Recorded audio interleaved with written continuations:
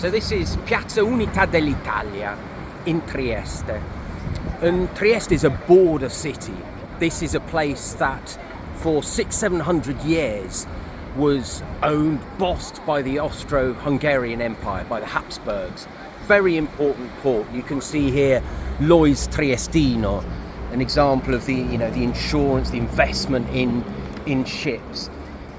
This was Austrian territory, and yet just a few dozen miles to the north, you had some of the most bloody massacres of the First World War. Hundreds of thousands of Italian soldiers died on the Isonzo front. It's there that they had some of their worst defeats. Caporetto, which in Italian still means a terrible defeat. They had the heroic resistance on the borders of the river Piave.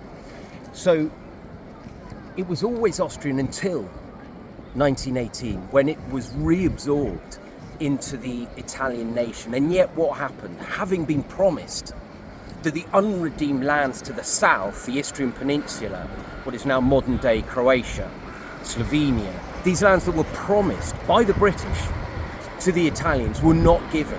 At which point Gabriele D'Annunzio, the great First World War pilot and poet, terrible poet by the way, he marched to Rijeka, what was called Fiume, and said, no, this is Italian territory.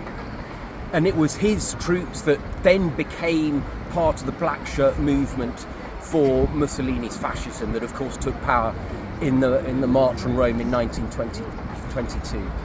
But it was here, in this city in 1938, that Mussolini announced the race laws. From, if not that balcony, one very similar.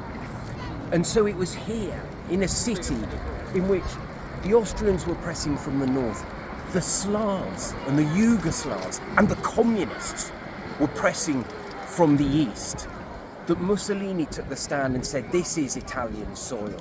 And like many border towns, this is a place that forged the national identity, not just because of nationality, but also because of ideology. Mussolini, obviously far right.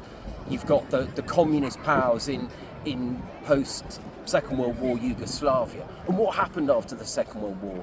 Between 150 and 300,000 Italians from the Istrian Peninsula, from Dalmatia, left Yugoslavia, hounded out according to the narrative, and came to this city, and therefore became the strong, wounded, vulnerable Italians who'd been wronged by the communist Slavs, in inverted commas.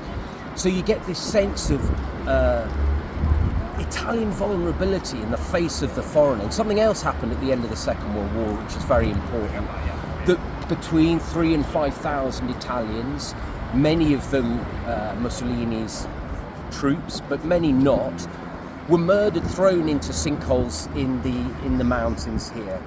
And that wound was reopened after the fall of communism, and Berlusconi and then Meloni's government decided to have a day of memory, the 17th of February, to commemorate those Italians who had died in those sinkholes. So this is a city in which what it means to be Italian has again and again over the decades and centuries been posed and answered. It's a place where there's a very fluid identity, and yet there's also a very rigid identity that says this is the unity of Italy.